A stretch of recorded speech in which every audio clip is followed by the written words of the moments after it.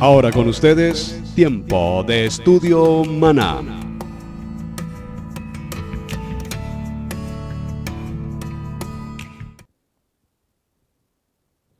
Bien, mis amados hermanos, bienvenidos a este tiempo especial de estudio bíblico devocional. Su hermano Pastor Roberto Alfaro les saluda y les doy como siempre la mejor y cordial bienvenida a una semana apasionante. Estamos en nuestro libro de Shemot, el libro de Éxodo, y avanzamos con nuestro parashá de la semana, el parashá Bo.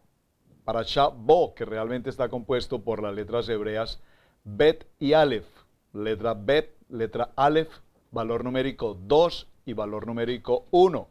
Esto nos indica valor numérico o la gematría de Bob 3. ¿Por qué quise resaltar esta información? Porque 3 particularmente nos habla de las 3 últimas plagas que se van a suceder, las 3 últimas señales, las 3 últimas maravillas que van a acontecer en el tiempo de Faraón y en el tiempo del pueblo egipcio. Ahora bien, es importante recordar, hasta la semana anterior hicimos un recuento muy práctico y resumimos las 10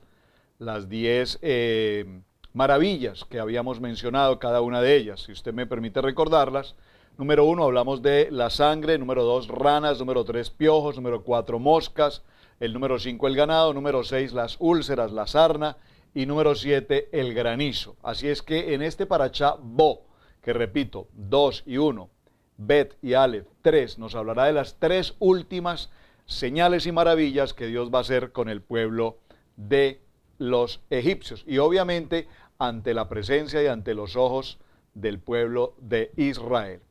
Cuando nosotros entendemos el principio hebreo de la Torá, a propósito de la Torá, todo este precioso texto que estamos desarrollando de la Torá, es importante recordar que siempre necesitamos conocer y entender cada uno de los aspectos que la Torá nos menciona, explicarlos, por eso hacemos parashá. El propósito de parashá, como dice el libro de Hechos, capítulo 15, verso 21, tengo quien enseñe el parashá, la enseñanza, porque debemos escudriñar, profundizar, trabajar permanentemente en ella, de tal manera que al trabajar en ella, pues venga a nosotros la luz, la revelación, la palabra, y podamos entender con mayor claridad el contenido. Recuerden nuestro lema: amar la palabra, aprender la palabra y vivir la palabra. Acompáñenme por un momento al libro de Isaías, en el capítulo 46, y tomaremos el verso 9 para dar comienzo a esta jornada. Dice el libro de Isaías 46, 9. Acordaos de las cosas pasadas desde los tiempos antiguos, porque yo soy Yahweh, no hay otro Elohim, y nada hay semejante a mí, que anuncio lo por venir desde el principio y desde la antigüedad, lo que aún no era hecho, que digo, mi consejo permanecerá y haré todo lo que quiero. Así es que, mis amados hermanos, acordaos de las cosas pasadas. ¿Por qué es tan importante este tema, acordaos de las cosas pasadas? Recordemos que en el pasado, en el tiempo de los faraones, y en el tiempo en el que el pueblo de Israel se aumentaba en gran manera, el faraón, y de hecho no tenemos un nombre propiamente para el faraón, esto es muy importante, no hay un nombre que nos diga el faraón Ramsés o Akenatón, no nos da un nombre propiamente del faraón, y es bien importante porque esto nos ubica en espacios de la historia. El faraón determinó, número 1, recordemos, como dice Isaías 46, acordados de las cosas pasadas, recordemos que Faraón dio una orden a las parteras, y era establecer el género del nacimiento. Si era niño, mátenlo, que parezca un accidente. Y posteriormente, cuando las parteras no cumplieron con la orden de Faraón, entonces Faraón determinó que a todos los niños varones que nacieran, inmediatamente fueran arrojados al río Nilo. Cuando hablamos de esta historia, recordemos que mencionamos que se había ocasionado el primer infanticidio de la historia, porque evidentemente miles de niños murieron. Recordemos, cuando hablo de miles de niños me refiero que el pueblo de Israel se multiplicaba en gran manera Y vimos también en aquel entonces, si usted recuerda, que no solamente se multiplicaban en partos de 1 o 2 niños, sino que leíamos en el libro de Éxodo, Shemot, en el capítulo 1, recordarán ustedes, y los hijos de Israel fructificaban, se multiplicaban, se aumentaban, se fortalecían en extremo y se llenó de ellos la tierra. Y decíamos, según un midrash, que hasta 6 niños, 6 trillizos, daban a luz las mujeres.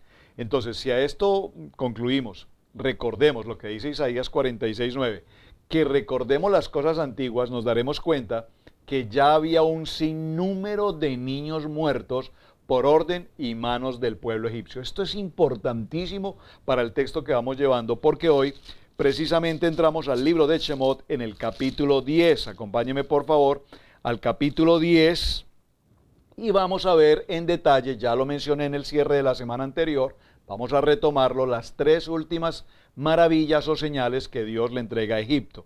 Entonces, tenemos aquí algo muy importante, y es precisamente que el Éxodo no es solamente un evento histórico, sino que también es una figura profética, por favor dígalo conmigo, figura profética de lo que será precisamente el retorno del Mesías, incluyendo la redención que Él ofrece a su pueblo y el diseño de cómo caminar en sus caminos.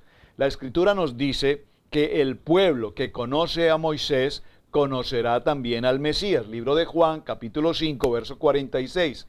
Ellos entonces estarán esperando su retorno y no temerán su venida. En el libro de Eclesiastés, capítulo 1, verso 9, dice la palabra, lo que fue, eso será, y lo que se hizo, eso se hará. No hay nada nuevo bajo el sol.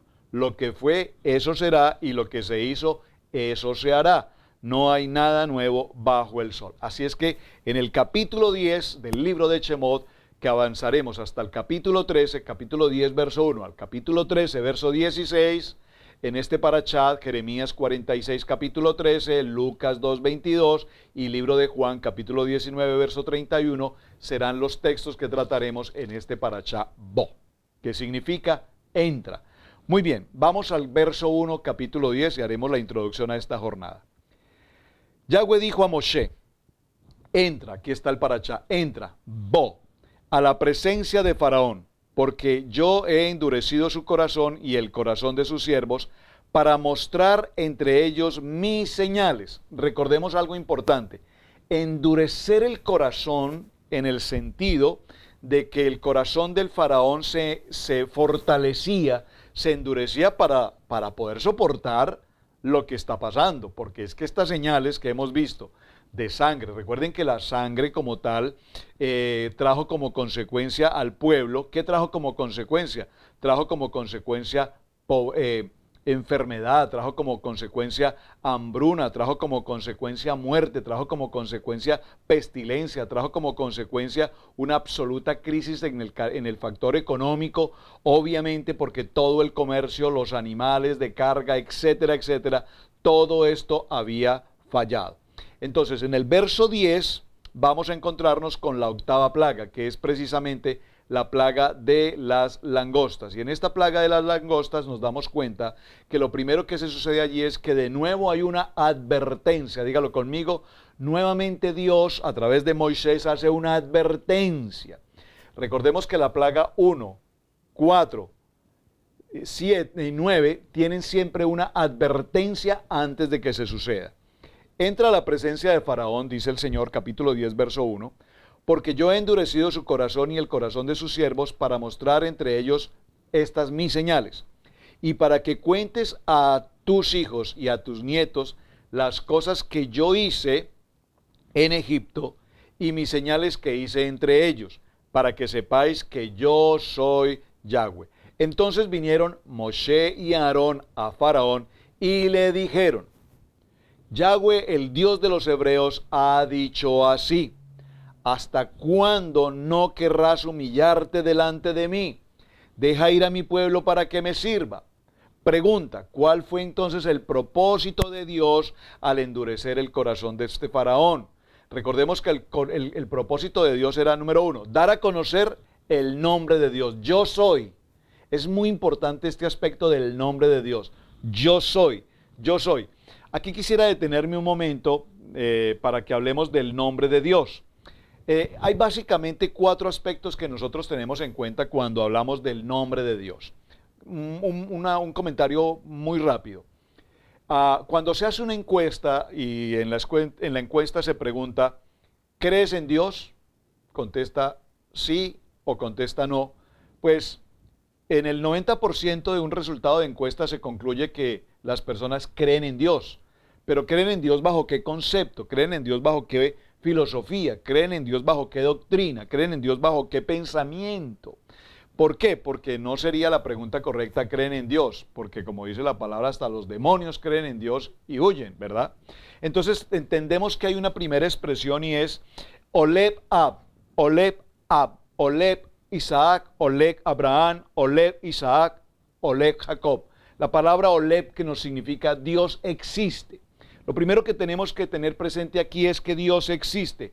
Shomer Israel, que nos habla entonces de que Dios existe, número 1, y que Dios es un protector. Cuando nosotros hablamos de Shomer, la palabra Shomer significa protector. Es decir, Dios existe, número 1. Número 2, Dios es un protector. Recordemos que Dios es todopoderoso, el Shaddai, ya lo habíamos visto. Me presenté a Abraham, a Isaac y a Jacob como el Shaddai, el Dios todopoderoso, es el protector de Israel, es el Shomer, dígalo conmigo, Shomer. Pero cuando hablamos de Dios existe o hablamos de Dios protector, estamos definiendo algún aspecto, digamos, básico de Dios, básico en el sentido de que Dios existe, sabemos que Dios existe. Que Dios es protector, sabemos que Dios es protector. Pero es importante que tengamos presente esta expresión que muy seguramente usted ha escuchado con mucha frecuencia en los estudios devocionales y a veces nos preguntamos qué será lo que esto significa. Número 3, Boreolam. Dígalo conmigo, Boreolam. Qué bonito nombre. Boreolam, grábelo en su corazón y repítalo cuantas veces puedas. Cuando usted esté haciendo su oración personal, menciónelo. Boreolam, porque la palabra Boreolam nos habla del Dios creador.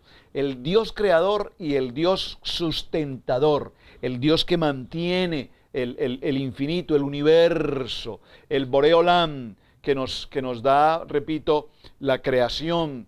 Y que además aquí encontramos que Boreolam, aunque nos habla de ese Dios creador, lo que realmente nos define es lo que Dios hizo. Dios existe. Vimos en la primera expresión Boreolam, Dios existe. Encontramos Shomer, que Dios es protector. Ahora entenderemos a Boreolam como el Dios creador. Y finalmente nos encontramos con la expresión de Shofet, el Dios Shofet. ¿Qué significa la expresión Shofet? Que Dios maneja todo con justicia. Y si me permiten expresar esta palabra, como nos lo enseña nuestro More Rico, de justicia y de bondad, Dios es justo. A ver si puedo dar un ejemplo de justicia.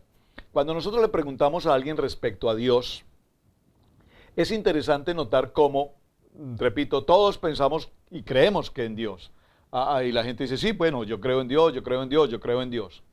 Pero el primer concepto que tal vez todos tenemos de Dios es que Dios es justo. Y aunque no entendamos el concepto de justicia, entendemos que Dios es justo en el sentido de que Él toma determinaciones adecuadas, idóneas, justas. Eso lo entendemos por justicia, es decir, hay un equilibrio. Nosotros cuando hablamos de justicia entendemos la balanza, el equilibrio, el punto justo, la medida justa. Veamos un ejemplo. Cuando se ocurrió la situación del 9 de septiembre, el famoso 9/11, y el impacto a las Torres Gemelas en la ciudad de Nueva York, y después de toda esa catástrofe y el terrorismo y todo lo que se sucedió allí, la mayoría de personas al ser entrevistadas se preguntaban, ¿dónde está Dios? ¿Dónde está Dios en esta situación? ¿Dónde está Dios ante esta situación?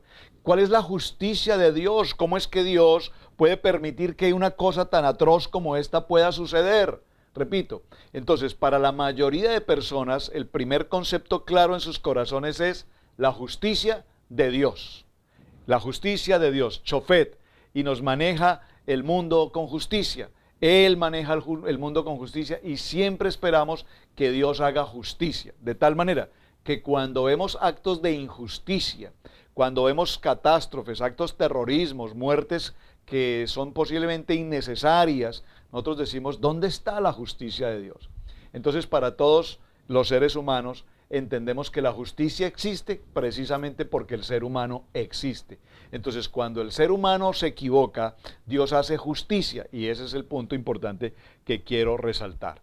Cuando hablamos de la justicia, nos damos cuenta que Dios entonces tiene esa integridad para establecer con justicia lo que Él estableció en su creación, en su existencia, en procurar en el Boreolam, en el Dios creador, en el Dios todopoderoso, en el Chalai, porque Él es omnipotente. Y cuando hablamos de ese ser omnipotente, también sería interesante mirar esta palabra omnipotente. Él es Dios todopoderoso, pero omnipotente en el sentido de que todo lo puede. Estaríamos también preguntándonos, ¿todo lo puede en el sentido de todo lo bueno o también todo lo malo? ¿Qué es lo que Dios hace? Todo lo bueno.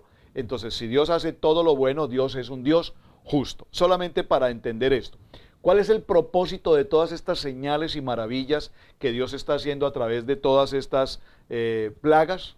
Número uno, mostrar su poder, mostrar su nombre. Yo soy Dios. Enseñar a los hijos y a los nietos la obra que Dios está haciendo a través de este pueblo egipcio que ha permanecido durante tantos años en una condición de supremacía y de esclavitud para el pueblo primogénito, para el pueblo de Dios. Juzgar particularmente a todos esos dioses falsos. Hemos visto que cada una de las 7 primeras plagas mencionadas en el parashá anterior y las 3 que estamos mencionando hoy en la parashá de la semana, Bo, tienen que ver precisamente con todo el contexto de la idolatría. Cada una de ellas está siendo dirigida a derribar un dios idolátrico de este pueblo egipcio. Vimos en el mensaje anterior que ha sido atacado tanto en agua, como en tierra, como en aire. Y cada uno de estos elementos derriba completamente la jerarquía de estos dioses idolátricos y muestra la omnipotencia, la presencia del gran yo soy. Entonces, a través de todo este proceso, Dios está exaltando y mostrando precisamente su grandeza, sus maravillas y sus prodigios. Ahora, verso 4. Si aún rehusas dejarlo ir, acuérdense de la advertencia, en esta hay advertencia directa. He aquí, mañana yo traeré sobre tu territorio la langosta, la cual cubrirá la faz de la tierra de modo que no pueda verse la tierra, y ella comerá lo que se escapó, lo que os quedó del granizo. O sea que si del granizo quedó algo, con la langosta vamos a terminar por derribar absolutamente lo que haya quedado. Comerá asimismo todo árbol que os fructifica en el campo, y llenará sus casas y las casas de todos tus siervos y las casas de todos los egipcios, cual nunca vieron tus padres ni tus abuelos, desde aquellos que fueron sobre la tierra hasta hoy. Y se volvió y salió delante de Faraón. Saben, mis amados hermanos, estudiando estos temas maravillosos de Parashá, y estos en particular que hemos visto esta última semana, Baerá, ahora Bo, hablando de las plagas, de las señales y maravillas, porque recuerden que el Padre Eterno nunca mencionó plagas, mencionó señales y maravillas, y aquí lo estamos viendo precisamente en el verso 10, capítulo 1, para mostrar entre ellos estas mis señales.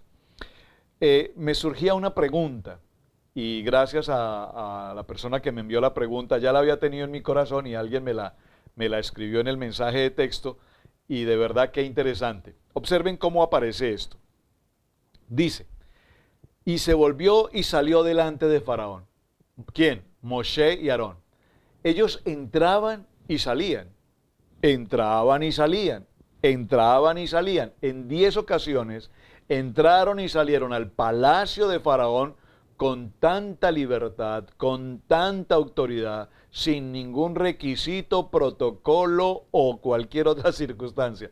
Entraban y salían. La pregunta que alguien me envía es, y entonces, ¿cómo Faraón, siendo Faraón el rey de Egipto, ante todas estas adversidades, ante todas estas circunstancias, ante todo lo que estaba sucediendo a su pueblo, él como rey no tomó una determinación inmediata? Tómenlos a estos hombres, a Moisés y a Aarón, enciérrenlos, mátenlos. ¿No ha pensado usted en algún momento, hermano, esta inquietud? ¿Ve? Es muy interesante, ¿verdad? Es decir, ¿cómo es que estos hombres, que aparecen, digo repentinamente porque recordemos que Moisés lleva 40 años en Madián, en el desierto. Aarón ha estado allí, ahora aparecen estos dos hermanos y con la jerarquía que, ¿de dónde tomaron esta autoridad? ¿De dónde tomaron esta jerarquía? Vienen ante Faraón, se presentan ante Faraón, le advierten en 3 ocasiones con advertencias extremadamente severas, si puedo decirlo entre comillas, amenazan a Faraón y Faraón simplemente calla ante las amenazas y como que esperemos a ver si esto sucede y después de que sucede se endurece aún más su corazón hasta que finalmente, vamos a leerlo a continuación, hasta que finalmente empieza a ceder. Aquí precisamente nos damos cuenta en el capítulo 10, versos 7 al 11, que Faraón parece ceder y hace la tercera proposición. Leámoslo. Entonces los siervos de Faraón le dijeron, ¿hasta cuándo será esto, hombre, un lazo para nosotros? Este hombre un lazo para nosotros. Deja ir a estos hombres, le comentan al Faraón, ¿quiénes? Sus sabios, para que sirvan a Yahweh su Dios. ¿Acaso no sabes que todavía que Egipto ya está destruido? Faraón, ¿acaso no sabes que ya Egipto está destruido? Todas estas pestes, estas plagas, estas úlceras, esta sarna, toda esta pestilencia, todo lo que ha sucedido, tienen a Egipto absolutamente destruido. Faraón, ¿es que acaso tú no sabes lo que está pasando? Le reclaman sus inmediatos, ¿verdad? Verso 8. Y Moisés y Aarón volvieron a ser llamados ante Faraón. Nuevamente Faraón los llama, el cual les dijo, andad, serví a Yahweh vuestro Dios. ¿Quiénes son los que han de ir? Moisés respondió, hemos de ir con nuestros niños y con nuestros ancianos, con nuestros hijos y con nuestras hijas, con nuestras ovejas y con nuestras vacas. Hemos de ir porque es nuestra fiesta solamente para Yahweh. Hemos de ir absolutamente con todos ellos. Porque los siervos, entonces aquí surge por supuesto una pregunta importante. ¿Por qué los siervos? ¿Por qué estos inmediatos, estos funcionarios de Faraón le dijeron a él que ahora Egipto estaba totalmente destruido? Evidentemente porque ahora frente a qué se encontraban. Frente a una situación de muerte, los peces, todos los animales en el río Nilo, todas las especies, absoluta muerte, pestilencia, muerte de todo el ganado, a través de las plagas que se habían sucedido allí, los alimentos, destrucción de todos los medios posibles de transportes, caballos, burros, camellos, todos los animales muertos, enfermedades de plagas, de piojos, de moscas, de úlceras, de sarna, de discapacidad, en todo el sentido, muerte, pestilencia, hambruna, miseria por todo lado, destrucción de la naturaleza, los árboles, la hierba, toda la vegetación, la plaga del granizo y las langostas habían culminado con absolutamente todo cuanto había. Es decir, wow, hermanos, cuando leemos con detenimiento esta historia impresionante de Parashá Bo, en estas 3 últimas plagas, nos daremos cuenta que definitivamente el caos fue absoluto y total. Vamos al verso 10, capítulo 10. Y les dijo, así sea Jehová con vosotros. ¿Cómo os voy a dejar ir a vosotros y a vuestros niños? Mirad cómo el mal está delante de vuestro rostro. Y esta es la tercera proposición que Faraón está presentando. No será así. Id ahora los varones y servid a Yahweh, pues esto es lo que vosotros pedisteis. Y los echaron de la presencia de Faraón. Muy bien. Veamos entonces a partir del verso 12 qué sucede con esta plaga de langostas. Esta plaga de langostas es impresionante porque la palabra nos narra cómo los vientos traían a esta especie en millares de langostas que con una velocidad impresionante ocupaban todo espacio posible, devorando la vegetación, devorando cuanto encuentran a su alrededor en milésimas de segundo. Si usted alguna vez ha tenido la oportunidad de verlas, yo particularmente nunca las he visto físicamente, pero como saben y me gustan tanto los documentales, al documentarnos con enseñanzas técnicas científicas que hay respecto a todas estas especies, es impresionante cómo estos animales de millares, con velocidades extremadamente rápidas, como se mueven de un lugar a otro, además del sonido impresionante, impactante que ocasionan, devoraban todo cuanto cruzaba en su camino. En el verso 12 dice, entonces Yahweh dijo a Moshe, extiende tu mano sobre la tierra de Egipto para traer langostas, a fin, observen, nuevamente quiero leerlo, en el verso 12, Yahweh le dijo a Moisés, observen que esta plaga de Moisés, quien extiende su mano sobre la tierra de Egipto para traer langostas, ahora es Moisés. Ya recordamos en la clasificación que hicimos de los tres grupos, de cada una de las tres señales, concluimos en la primera posición, cuál fue la advertencia general, cuál fue la advertencia en la segunda y cuál no hubo advertencia en la tercera. Recordemos que en el primer grupo, en forma vertical, en el primer grupo estuvo trabajando la vara de Aarón, en el segundo grupo trabajó la vara de Aarón y Moisés, y en el tercer grupo estuvo solamente Moisés, mientras que en la última, o sea, en la que vamos a ver un poco más adelante en la semana, en los primogénitos, ya fue la intervención divina únicamente. Así es que extendió Moisés su vara sobre la tierra de Egipto, y Yahweh trajo un viento oriental. Observen lo interesante de lo que estábamos mencionando. Un viento oriental. Y Yahweh trajo sobre la tierra de Egipto un viento oriental sobre toda la nación, todo aquel día y toda aquella noche. Y al venir la mañana, el viento oriental trajo consigo la langosta. Toda la mañana y toda la noche. Observen que surge una pregunta también que alguien me ha enviado y gracias por las preguntas y las inquietudes. Es verdad que cada una de las plagas que hemos mencionado, las 7 primeras, bueno, en general todas, duraron en términos de 7 días.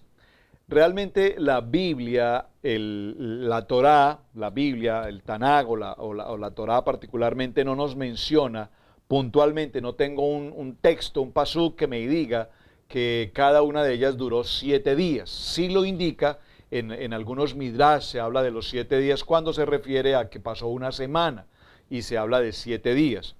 Pero sí es muy interesante que también nos habla de 3 días, que es precisamente lo que vamos a ver con esta plaga de las langostas, que se dice que solamente duraron por 3 días. Ahora, vemos que en el capítulo 10, verso 16, y a propósito mencioné midrash, perdónenme que interrumpa un poco el tema. Mencioné midrash en el sentido, para quienes no conocen la historia, los midrash, algunos escritos en los que se complementa el estudio, en el que se da una narrativa de las cosas que pudieron suceder del puño de algunos sabios que profundizan sobre estos temas. Pero recuerden que para efectos de nuestro estudio, para efectos de nuestra enseñanza, el parashá solamente lo podemos presentar a la luz de la palabra, es decir, de lo que está escrito aquí en la palabra. Si el midrash dice que eran 7 días, lo dice el midrash, pero para que lo podamos enseñar necesitamos corroborarlo con un texto, con un pasuk que nos diga que evidentemente fueron 7 días. Si dice que fueron 3, necesitamos el sustento bíblico en la Torah que nos establezca que ese pasuk determina que fueron 3 o que fueron 7. Todo lo demás, por supuesto que no esté escrito aquí, no será más que, como su nombre lo indica, un estudio o una enseñanza de midrash, y por lo tanto la dejaremos hasta allí. Verso 16. Entonces Faraón se apresuró a llamar a Moisés y a Aarón y dijo, por favor observe y subraye de manera el verso 16. He pecado contra Yahweh vuestro Dios y contra vosotros. Grandioso lo que estamos leyendo en este texto. Ese hombre de corazón duro. Porque recordemos que cuando hablamos de corazón duro estamos hablando de un corazón fortalecido para soportar todo esto. Pero cuando él endurece su corazón en el sentido de que con libre albedrío toma una determinación y determina que no dejará ir al pueblo, es otra decisión, es su decisión, es una decisión personal. Ahora dice, he pecado contra Jehová vuestro Dios y contra vosotros, mas os ruego ahora que perdonéis mi pecado solamente esta vez y que oréis a Jehová vuestro Dios, que quite de mí al menos esta plaga mortal. ¡Wow! Esta escena ya la habíamos visto, no tan profunda, pero ya habíamos visto cómo Faraón ya había acudido a Moisés con las ranas, algo impresionantemente fastidioso por demás. Y salió Moisés de delante de Faraón y oró a Yahweh. Muy importante. Entonces, Yahweh trajo un fortísimo viento occidental. Primero viene un viento oriental que trae consigo millares de langostas. Posteriormente, dice que Moshe ora y Yahweh ahora envía un viento occidental, es decir, contrario a lo primero, y quita la langosta y la arroja en el mar. Ni una langosta quedó en todo el país de Egipto. Pero Yahweh endureció el corazón de Faraón y éste no dejó ir a los hijos de Israel. Ya había hecho una promesa y la promesa no se cumplió. Ahora, ¿cuál sería entonces el propósito con esta historia o con esta maravilla o con estas señales de las langostas?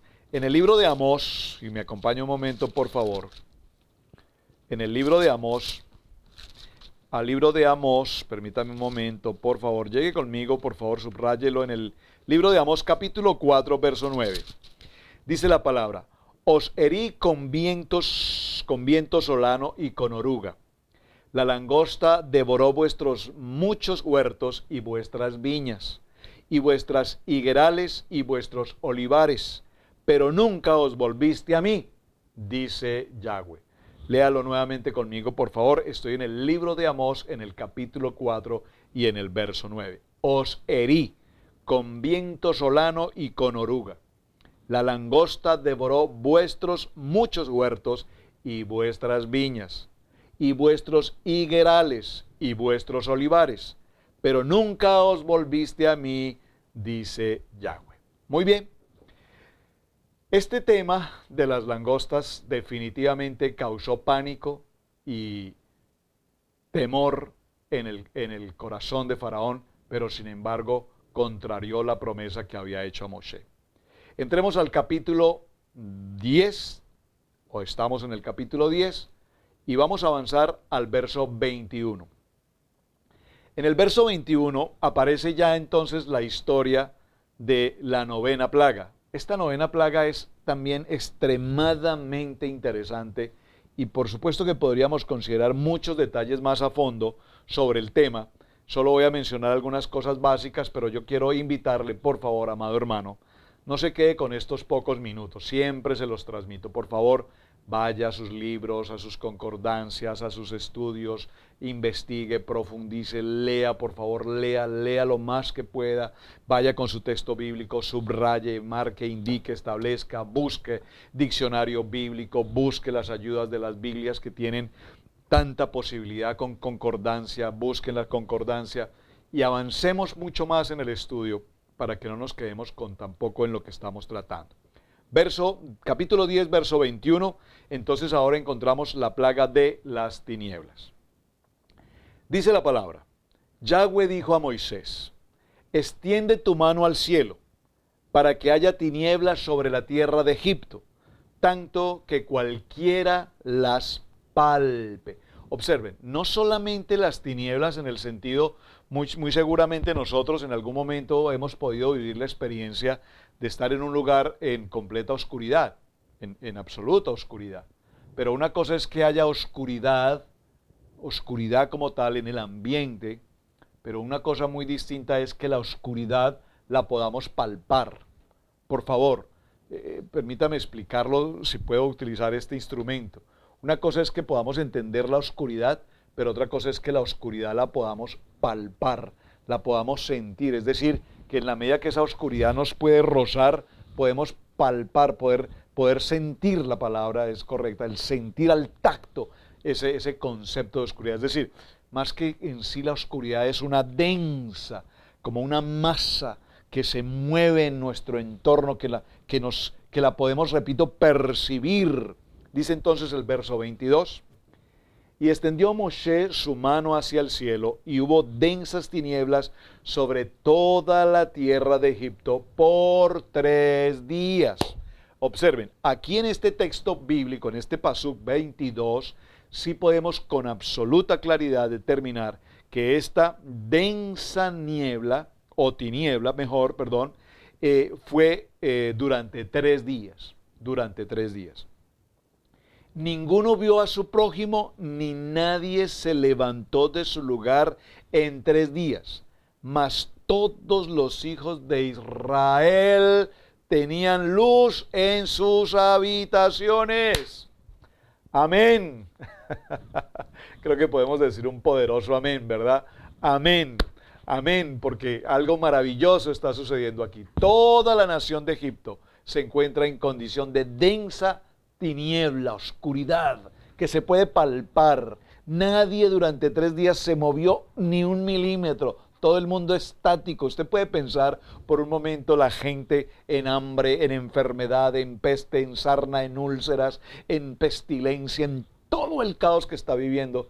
Y ahora simplemente no se pueden siquiera mover sin poder tomar agua, etcétera, etcétera.